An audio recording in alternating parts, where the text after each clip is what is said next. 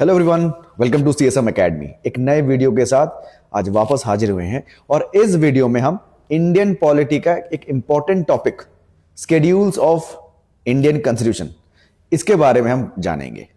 तो आज हम लोग एमसीक्यूज के थ्रू जो क्वेश्चन आंसर्स है, हमारे पीवाईक्यूज हैं एपीएसएसबी और एपीपीएससी के, उनको हम थोड़ा समझेंगे। तो एक ट्रिक हम सिखाएंगे। आई होप कई स्टूडेंट्स को ये ट्रिक जो है वो पता होगा, लेकिन जिनको नहीं पता है उन लोगों के लिए ये वीडियो बहुत इंपॉर्टेंट होने जा रहा है। तो स्केड्यूल्स बहुत इंपॉर्टेंट है और इन स्केड्यूल्स का आपके एपीएसएसबी और दूसरे जितने भी एग्जाम्स हैं उन सब एग्जाम्स में ये क्वेश्चंस आते हैं। तो भारत के संविधान में टोटल 12 स्केड्यूल्स है। इन 12 स्केड्यूल्स को हमें याद रखना होता है।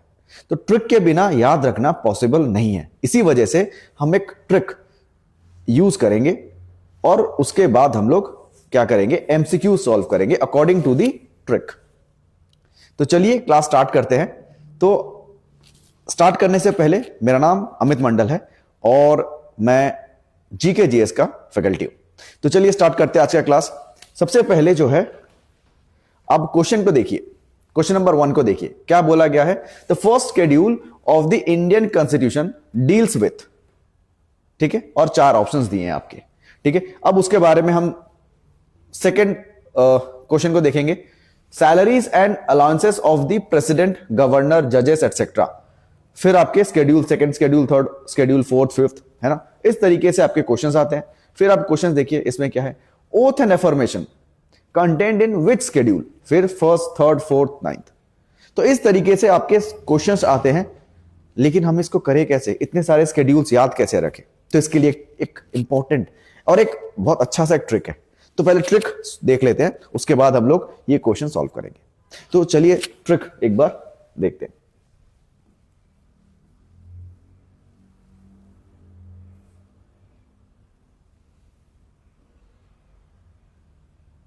चलिए, तो ये है वो ट्रिक जिसको है 12 schedules of the constitution, tears of old PM, है ना। तो ट्रिक क्या है आपका, ये वाला ट्रिक है, टीयर्स ऑफ ओल्ड पीएम, ये आपका ट्रिक है। देखो सबसे पहले टी क्या है, ये शेड्यूल 1 है जिसमें क्या बोला गया है, टेरिटरी के बारे में बोला गया। नेक्स्ट है आपका एम्यूलमेंट्स, ये 2 में है, शेड्यूल 2 में। एम्यूलमेंट्स मतलब क्या होता है, सैलरी है, ठीक है, ये सैलरी के बारे में बताया गया है। नेक्स्ट है आपका ओथ एंड एफर्मेशन, जो कि आपका शेड्यूल 3 में है। अगर 4 में बात करें तो राज्यसभा आता है। क्या आता है, राज्यसभा। इसमें क्या है, राज्यसभा के सीट एलोकेशन होते हैं, हर एक राज्य में कितने सीट्स होने चाहिए उसके बारे में बताया गया है, ठीक है। नेक्स्ट हम बात करेंगे जो है 5th शेड्यूल में, जो कि schedule areas and schedule tribes, ठीक है, schedule areas and schedule tribes, इनके बारे में बोला गया। किसमें, 5th शेड्यूल में।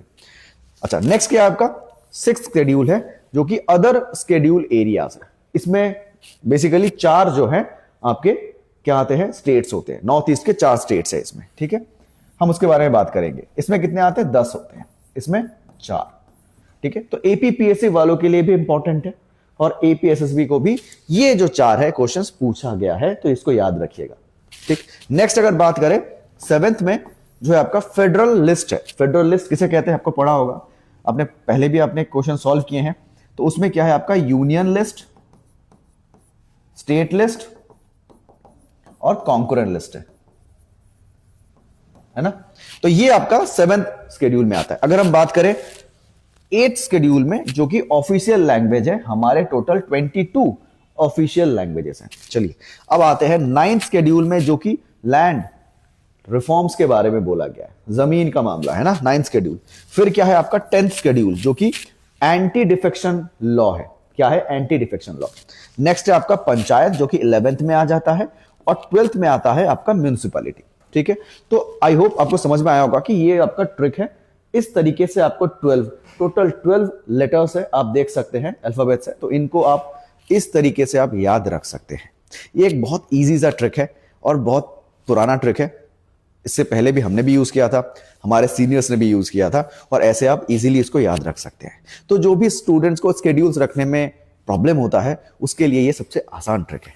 तो चलिए स्टार्ट करते हैं आज का क्लास और समझेंगे कि किस तरीके से क्वेश्चंस आते हैं, ठीक है, और थोड़ा एक्स्ट्रा इंफॉर्मेशन भी देंगे, ठीक। आगे चलिए तो आई होप ये आपको समझ में आया होगा। आपको ये स्टार रखना है याद, एमसीक्यूज जब हम सॉल्व करेंगे तो इसको यूज करेंगे, ठीक है। चलो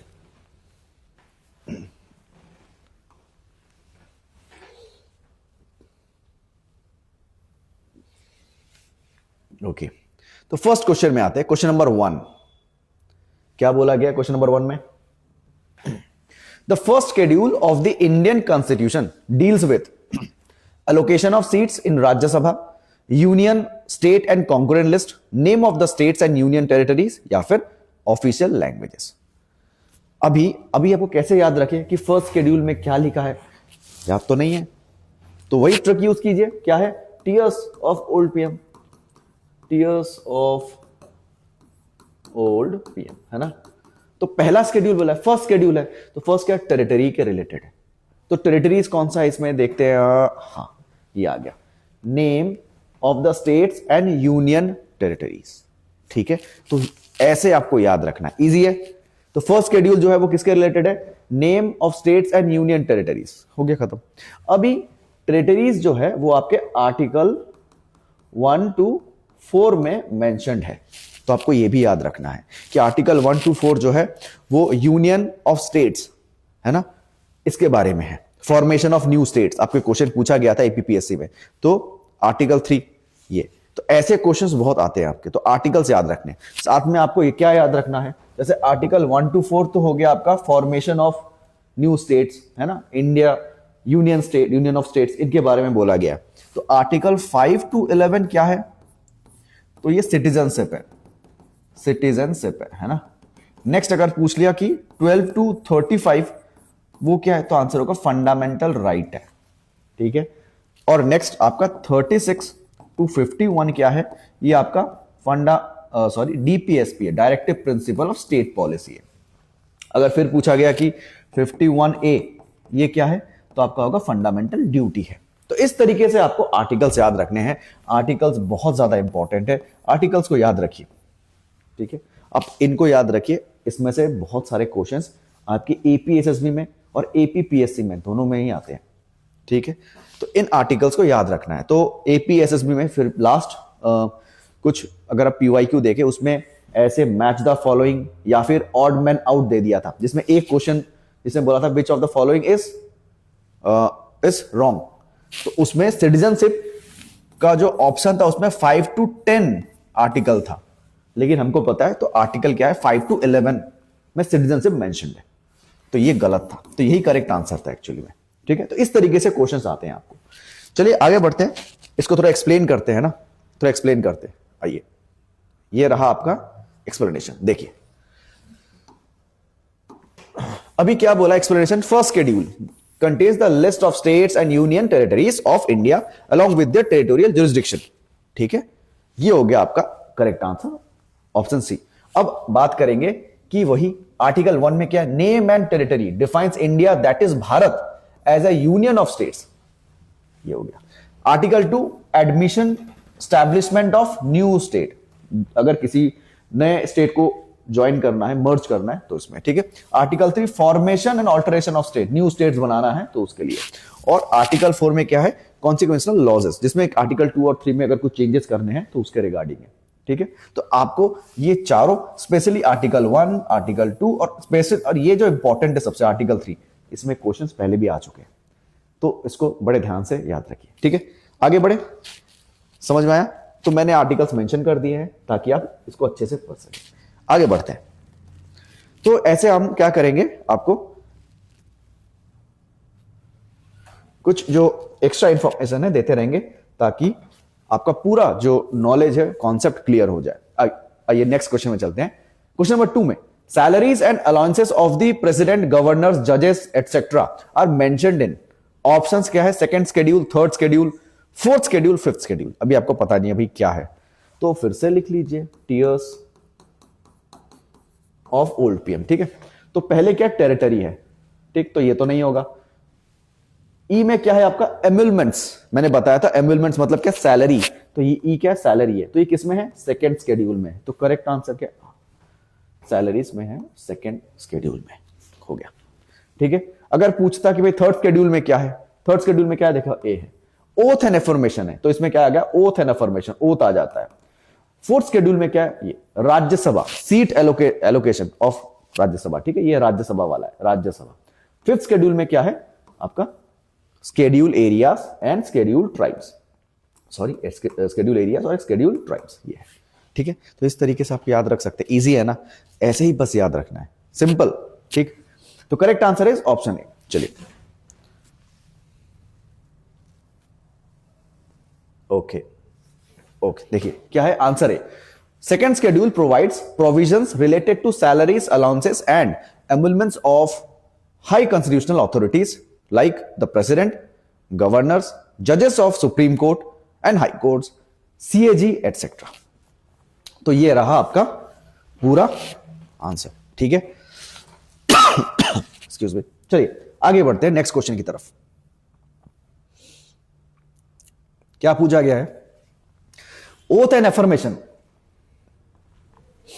are contained in which schedule. अभी फिर से टीयर्स लिख लेते हैं, ठीक है। तो ऑप्शन में क्या है, फर्स्ट, थर्ड, फोर्थ, नाइन्थ। बोल रहा है कि भाई ओथ एंड एफर्मेशन किसमें है, तो टी फॉर टेरिटरी हो गया, ई फॉर एमुलमेंट सैलरी हो गया, हमने करवा दिया, ए फॉर हो जाता है आपका एफर्मेशन, ओथ एंड एफर्मेशन। तो करेक्ट आंसर इज ऑप्शन क्या होगा, ये थर्ड शेड्यूल है।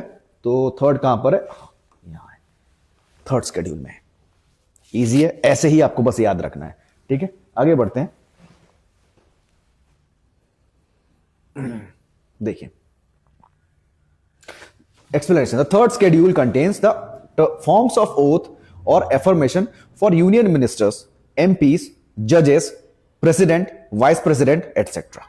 ठीक है, तो थर्ड शेड्यूल में है। ओके, आगे बढ़ते हैं।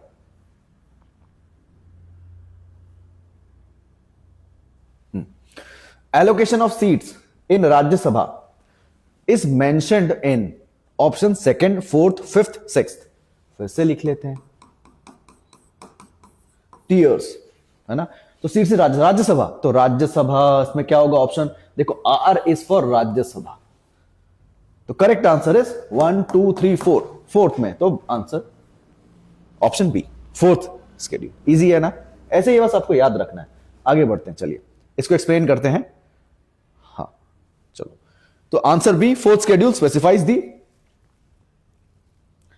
Allocation of seats to each state and union territory in Rajya Sabha. अभी की details of the fourth schedule देखिए, specifies the number of seats assign to each state and union territory of Rajya Sabha. फिर क्या है, डायरेक्टली लिंक टू आर्टिकल 4(1) सब clause 1 और 80 sub clause 2। अभी याद रखना है, ये सिर्फ एपीपीएससी वालों के लिए ये वाला पार्ट, लेकिन एपीएससी भी जितने भी स्टूडेंट्स हैं वो भी इसको यूज कर सकते हैं, फॉलो कर सकते हैं, ठीक है। ओके, अभी देखिए इंपॉर्टेंट क्या होगा, seats are allocated based on the population of each state. मतलब अभी क्या है, अगर हम यूपी की बात करें तो यूपी में 31 है ना, एक्स्ट्रा ज्यादा है, सबसे ज्यादा है। क्यों, वहां पर जो पॉपुलेशन डेंसिटी है बहुत ज्यादा है। अगर अरुणाचल की बात करें तो कितना है, 1 है, कितना है 1। राज्यसभा में कितना रिप्रेजेंटेटिव है फ्रॉम अरुणाचल, 1 है। क्यों, पॉपुलेशन डेंसिटी सबसे कम है। तो अकॉर्डिंग टू पॉपुलेशन डेंसिटी या पॉपुलेशन के अकॉर्डिंगली हम क्या करते हैं, रिप्रेजेंटेटिव सेलेक्ट करते हैं, ठीक है। तो ये बोला गया है, तो एपीपीएससी वालों बहुत इंपॉर्टेंट है, याद रखिएगा।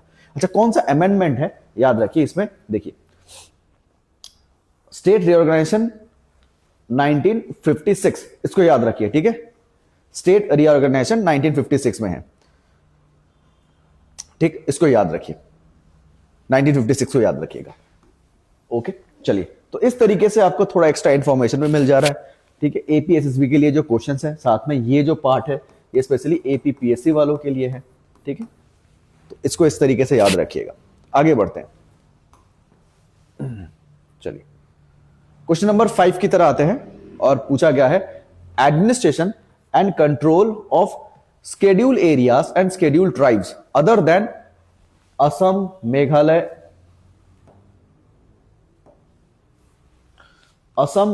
Tripura and Mizoram is provided in fourth schedule, fifth schedule, sixth schedule, ninth schedule. देखिए अभी जो ऑप्शंस क्या है, अभी देख लेते हैं इसको, TEARS, ट्रिक यूज करते हैं, टीयर्स है ना।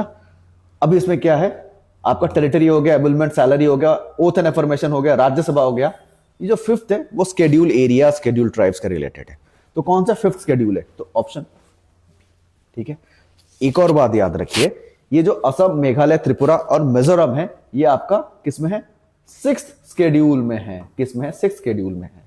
तो इसमें जो फिफ्थ शेड्यूल है, ये जो फिफ्थ शेड्यूल है, इसमें 10 टोटल स्टेट्स आते हैं। कितने आते हैं? 10 स्टेट्स। ये एपीपीएससी वालों के लिए इंपॉर्टेंट है, तो एपीपीएससी वाले इन 10 स्टेट्स को याद रखिए, और एपीएससी वाले जो है वो असम, मेघालय, त्रिपुरा, मिजोरम, इसको याद रखिएगा। एपीपीएससी को भी याद रखना पड़ेगा ये वाला, ठीक है। तो ये है आपका आंसर। आगे बढ़ते हैं। Answer B, the fifth schedule deals with administration and control of schedule areas and schedule tribes in states other than 4 north eastern states mentioned. ठीक है, हो गया ये आपका आंसर। अभी देखिए fifth schedule of Indian constitution, article 244 sub clause 1 governs the administration of schedule areas and schedule tribes in 10, देखिए यहां पर लिखा 10 स्टेट्स एक्सक्लूडिंग असम, मेघालय, त्रिपुरा, मिजोरम, जिसमें ये नहीं आते हैं, ये 6 शेड्यूल में आते हैं। ठीक है, इट एम्पावर्स गवर्नर्स, याद रखिए governors, to restrict land transfer, regulate money lending and mandate a tribes advisory council to protect tribal interest. तो गवर्नर का पावर है इसमें।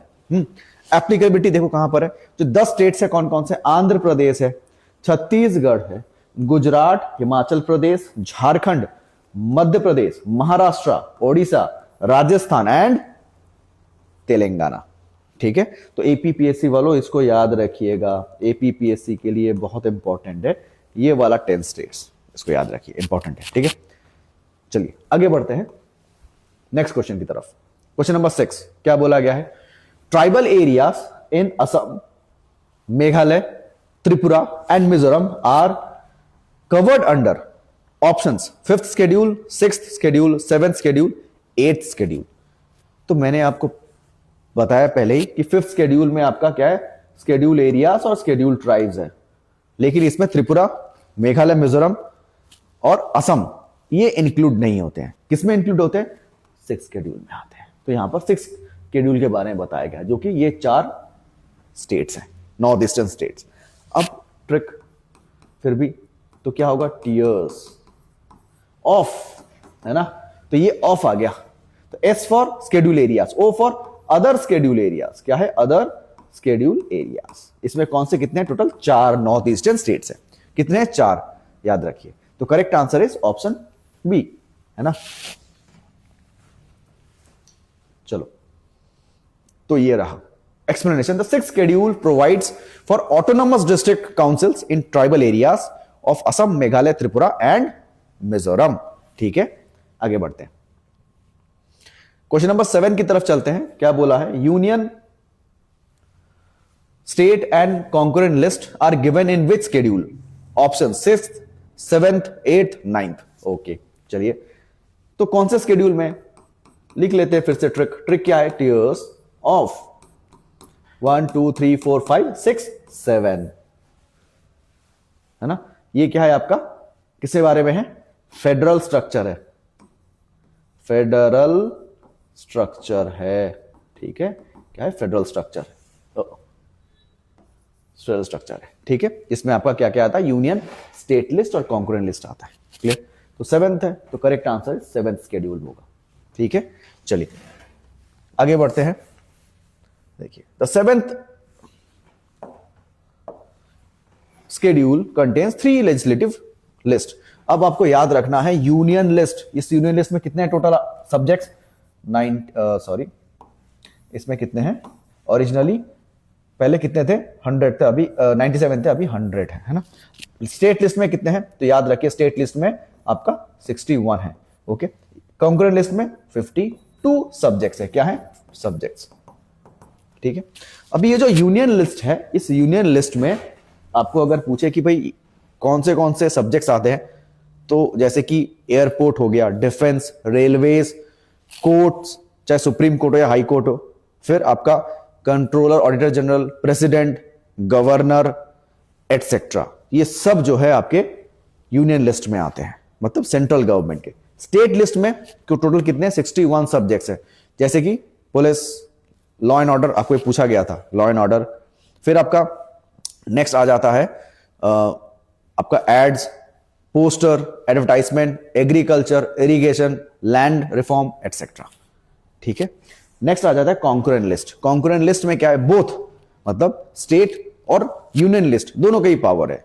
ओके, तो ये उस लिस्ट में क्या क्या आते हैं, जैसे कि फैमिली प्लानिंग, फिर आपका बजट, जैसे कि वो economic planning, education measures, marriage, divorce etcetera. ठीक है, तो ये कॉन्करेंट लिस्ट में आता है। ये कॉन्करेंट लिस्ट आपको कहां से लिया गया है, तो आंसर होगा ऑस्ट्रेलिया से। एपीएसएसबी वालों अच्छे से पढ़ लीजिएगा, ये आपके क्वेश्चन पूछा गया है। कॉन्करेंट लिस्ट कहां से हमने लिया है, ऑस्ट्रेलिया से लिया है। ठीक है, इसको याद रखिए, बहुत इंपॉर्टेंट है। कहां से लिया है, ऑस्ट्रेलिया से। ठीक, आगे बढ़े, तो इंपॉर्टेंट है ये 7 शेड्यूल, इसमें से कई बार क्वेश्चंस पूछे गए हैं। ओके, अच्छा, मोस्ट रिपीटेड क्वेश्चन ऑफ एपीएसएसबी, बहुत बार पूछा है, क्या बोला है, 8th schedule of the constitution deals with land reforms, anti defection law, official language panchayat. तो आप कीजिए क्या, टीयर्स लिख लीजिए, फिर से trick, tears of old PM, खत्म। अभी आप गिनिए कितना है, 1 2 3 4 5 6 7 8। 8 में क्या है आपका, 8th शेड्यूल में ऑफिशियल लैंग्वेजेस है, बहुत इंपॉर्टेंट है। क्या है आपके, ऑफिशियल लैंग्वेजेस है ना, कितना है टोटल आपके 22 ऑफिशियल लैंग्वेज है। ठीक है, अगर आपको पूछ ले पंचायत किसमें, तो 11 में है ना। एंटी डिफेक्शन लॉ किसमें है, तो देखिए आपका एंटी डिफेक्शन लॉ, ये डिफेक्शन लॉ मतलब आपका 10th शेड्यूल में है। लैंड रिफॉर्म्स पूछा तो ये रहा एल फॉर लैंड रिफॉर्म्स, ये 9th में है। इस तरीके से आप आंसर कर सकते हैं with the help of trick. तो ट्रिक यूज कीजिए, इजीली आपका आंसर निकल जाएगा। ओके, चलिए आगे बढ़ते हैं। देखिए, the 8th schedule lists the recognized languages of India. Currently there are 22 languages included, है ना। आगे बढ़े, चलिए नेक्स्ट क्या बोला गया है, laws placed beyond judicial review originally are included in options 8th schedule, 9th schedule, 10th schedule, 11th schedule। अब ये जो क्वेश्चन है ना, ये थोड़ा सा ट्रिकी है, एपीपीएससी के लिए बहुत इंपॉर्टेंट है। एपीएससी वालों को भी पढ़ना होगा, पर पीएससी वालों को भी ये पढ़ना है, याद रखना है, क्योंकि वो रिपीट, ये आपका जो है ये पीवाईक्यू है। ठीक है, ये आपका क्या है, पीवाईक्यू है। तो loss placed beyond judicial review कौन से शेड्यूल में है, तो क्या होगा इसका आंसर इज 9th शेड्यूल में है।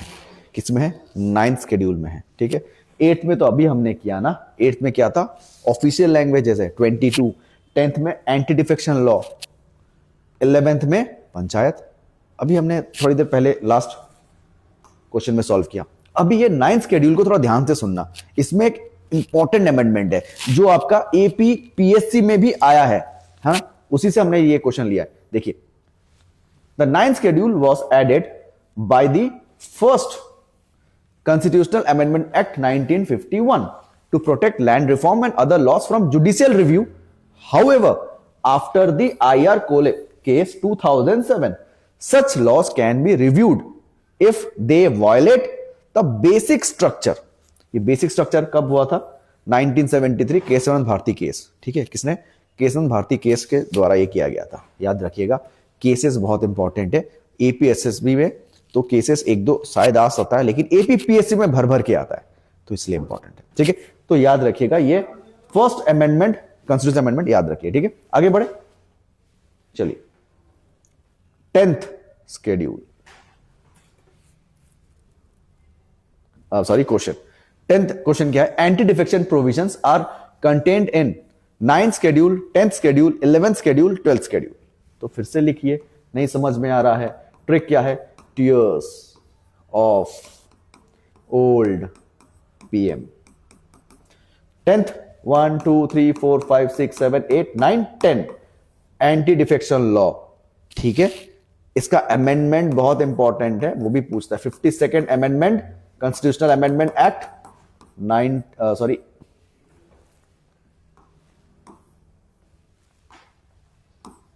1985। ठीक है, 52nd अमेंडमेंट एक्ट 1985। तो करेक्ट आंसर क्या है आपका, 10th शेड्यूल। इससे क्या होता है, एंटी डिफेक्शन लॉ बेसिकली जब भी कोई भी मिनिस्टर्स कोई गलत काम वायलेशन करता है, गलत काम करता है, आपके पार्टी के साथ धोखा होता है, तो उसको उसके अगेंस्ट में एंटी डिफेक्शन लॉ लेके आते हैं और उसको मेंबर ऑफ पार्लियामेंट से हटा दिया जाता है, एमपी बनने से हट जाता है वो। ठीक है,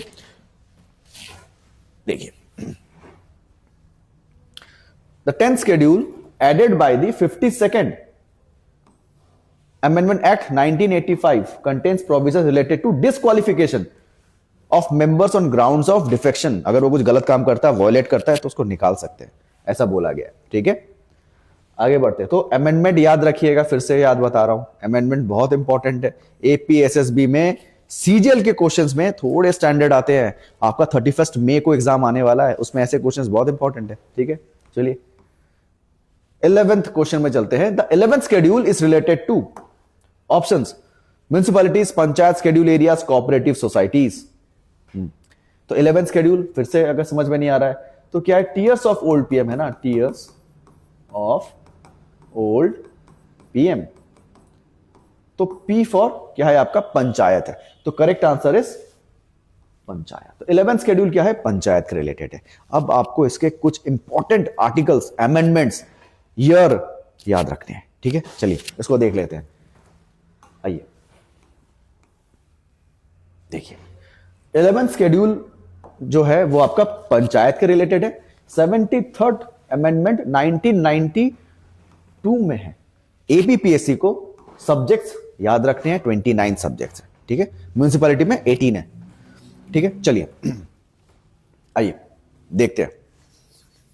ओके, तो अभी हो गया ये हमारा correct answer, option B 11th schedule है। अभी देखते हैं पंचायत का जो आर्टिकल क्या है, 243 टू 243 ओ, ये पंचायत का है। ठीक है, ओके, अगर हम बात करें कौन से पार्ट में है, तो पार्ट 9 में है।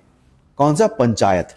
ठीक है, पंचायत के बारे में बात कर रहे हैं, 9 में है और आपका आर्टिकल 243 टू 243 ओ में है। ठीक है, 243 ओ में है। अगर बात करें म्युनिसिपैलिटीज की, तो म्युनिसिपैलिटी क्या है आपका, पार्ट 9 ए में है। ठीक है, आर्टिकल्स क्या है, 243 टू 243 जी, बहुत ज्यादा इंपॉर्टेंट है। एपी पीएससी, एपी एसएसबी सबके लिए बहुत इंपॉर्टेंट है। ठीक है, समझ में आ गया। तो आर्टिकल, पार्ट, अमेंडमेंट, तीनों ही आपको याद रखने हैं, चाहे पंचायत हो चाहे म्युनिसिपैलिटी हो। अभी हम म्युनिसिपैलिटी का देखेंगे, ये तो हो गया पंचायत का, तो फिर म्युनिसिपैलिटी का क्या होगा, 74th 1992 इंपॉर्टेंट है, याद रखिए। मैं फिर से रिपीट कर रहा हूं, बहुत ज्यादा इंपॉर्टेंट है ये। तो इसके आपको अमेंडमेंट, ईयर, आर्टिकल, पार्ट सब याद रखने हैं, और एपीपीएससी में तो सब्जेक्ट्स भी याद रखने हैं। ठीक है, अच्छा एक और इंपॉर्टेंट मैं बात बताता हूं आपको, ये 3 टायर सिस्टम है। आपका पंचायत है, आपको पढ़ा होगा अशोक मेहता कमेटी, बलवंत राय कमेटी, है ना, ये सब कमिटीज के बारे में एपीपीएससी में क्वेश्चंस पूछे जाते हैं। अब बात करते हैं ये 1/3 reservation for women and ST SC, state election commission and finance commission, इनके बारे में भी है। किसमें है, ये आपके पंचायत में है। ठीक है, और रिसेंटली 106 जो करंट अमेंडमेंट है 106, उसमें रिजर्वेशन लिखा गया है, लोकसभा में और विधानसभा में। ठीक है, स्टेट लेजिस्लेटिव असेंबली में है, क्या बोला गया, 1/3 रिजर्वेशन है। तो 106 करंट जितने टोटल अमेंडमेंट्स हैं उसमें ये मेंशन है, तो याद रखिएगा इसको भी। ठीक है, चलिए आगे बढ़ते हैं। 12th सब्जेक्ट क्या है, related to municipalities are listed in, अच्छा सब्जेक्ट्स रिलेटेड टू, अच्छा म्युनिसिपैलिटीज, हाँ ऑप्शन क्या है आपका, 10th schedule, 11th schedule, 12th schedule, 6th schedule. अरे यार तो इजी है यार, हम ऑप्शन भी कर लेते हैं। 10th हमने इतना टीयर्स ऑफ ओल्ड पीएम इतना बार किया है, अभी इसको हम याद हो गया है ना, टीयर्स। तो किसमें 10th शेड्यूल में क्या है भाई, तो एंटी डिफेक्शन लॉ है ना, 52nd amendment anti defection law. Okay, 11th में क्या है भाई, ये तो पंचायत है, ये तो पंचायत है ना। 6th में क्या है, 6th में आपका क्या हो जाता है, अदर शेड्यूल एरियाज आता है ना, अदर शेड्यूल एरियाज आता है, जिसमें आपको वो 4 मेघालय, मिजोरम, त्रिपुरा, असम। और 12th शेड्यूल में क्या आता है आपका, करेक्ट आंसर है 12th शेड्यूल म्युनिसिपैलिटी आता है ना। 74th अमेंडमेंट एक्ट 1992, बस इतना ही आपको याद रखना है, खत्म। ठीक है, ये देखिए 74th कॉन्स्टिट्यूशनल अमेंडमेंट एक्ट 1992 है, 18 सब्जेक्ट्स है। इसका पहला जो क्वेश्चन था उसमें मैंने पार्ट्स, अमेंडमेंट्स, आपके आर्टिकल्स सब मेंशन कर दिए, म्युनिसिपैलिटीज के और पंचायत के। अच्छे से इस वीडियो को देखिएगा, ठीक है। तो ये था हमारा वो ट्रिक, इस ट्रिक से आपके सारे क्वेश्चंस स्केड्यूल्स के क्लियर हो जाएंगे। ओके, अच्छा, तो आज के लिए इतना ही, फिर मिलेंगे और नेक्स्ट क्लास में हम करवाएंगे आपके इंपॉर्टेंट अमेंडमेंट्स, बहुत इंपॉर्टेंट है, ठीक है। और फिर सोर्सेस भी क्वेश्चंस करवाएंगे। तो देखिए ये आपका है नेक्स्ट जो है अमेंडमेंट्स, जो नेक्स्ट पार्ट आएगा उसमें मैं अमेंडमेंट्स के क्वेश्चंस करवाऊंगा, ठीक है। तो खत्म करने से पहले मैं बस इतना बताऊंगा कि आप लोग एमसीक्यूज को सॉल्व करना स्टार्ट कर दीजिए, ठीक है। और साथ ही में एक इंपॉर्टेंट अनाउंसमेंट भी है, 31 मई को सीजीएल का एग्जाम है 2026। तो हम लेके आए हैं सभी स्टूडेंट्स के लिए एक नया ऑफर। इस ऑफर में क्या है, जितने भी सारे स्टूडेंट्स हैं वो हर बार कहीं ना कहीं नए नए जब नोटिस आता है तो उसमें वो नए कोचिंग सेंटर में ज्वाइन करते हैं, बार बार ज्वाइन करते हैं, तो उनमें 5,000, 10,000, 12,000 का खर्चा होता है ना। तो हर बार इतना खर्चा करना पॉसिबल नहीं है। बहुत लोग बस्ती से आते हैं, फिर यहाँ पर ईटानगर में पढ़ने आते हैं, क्योंकि रेंट भी है, खाना का खर्चा, अपना भी पर्सनल, इतने खर्चे होते हैं। तो इसी वजह से हम लेके आए हैं, सीएसएम एकेडमी आपके लिए लेके आई है 2000 में जितने भी सारे एक्स स्टूडेंट्स हैं उनके लिए ये ऑफर। जितने भी सारे स्टूडेंट्स हैं जो पहले किसी भी कोचिंग में कर चुके हैं एपीएसएसबी के रिगार्डिंग, तो उनके लिए हम 2000 में कोर्स लॉन्च कर रहे हैं। इस कोर्स में आपका क्या होगा, maths, reasoning, GK, GS, English, इन सब को हम कवर करेंगे और 3 मंथ्स ड्यूरेशन है। उसके बाद आप 1 ईयर तक हमारे रिकॉर्डेड वीडियोस देख सकते हैं। तो ये जो नया जो आपका लेके आए हैं, ये सिर्फ और सिर्फ एक students of any coaching of Arunachal उनके लिए है, ठीक है।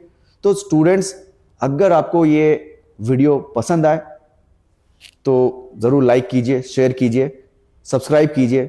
कोई भी क्वेरीज हो हमें कमेंट कीजिए, मैसेज कीजिए। और जो मैंने बताया आपको, जितने भी सारे स्टूडेंट्स हमें देख रहे हैं उनके लिए 2000 रुपीज का ये ऑफर 9 मार्च से क्लास स्टार्ट हो रहा है। सभी लोग ज्वाइन कर दीजिए और इस जो नए जो स्कीम है इसका फायदा उठाइए, ठीक है। तो फिर मिलेंगे एक नए वीडियो में। इसका पीडीएफ में आपके व्हाट्सएप, फ्री व्हाट्सएप ग्रुप है, उसमें मैं दे दूंगा, आप वहां पर जाके डाउनलोड कर सकते हैं। तो आज के लिए इतना ही, फिर मिलेंगे एक नए क्लास में जिसमें हम अलग अलग इंपॉर्टेंट टॉपिक्स के बारे में बात करेंगे। तो thank you everyone, thank you for joining.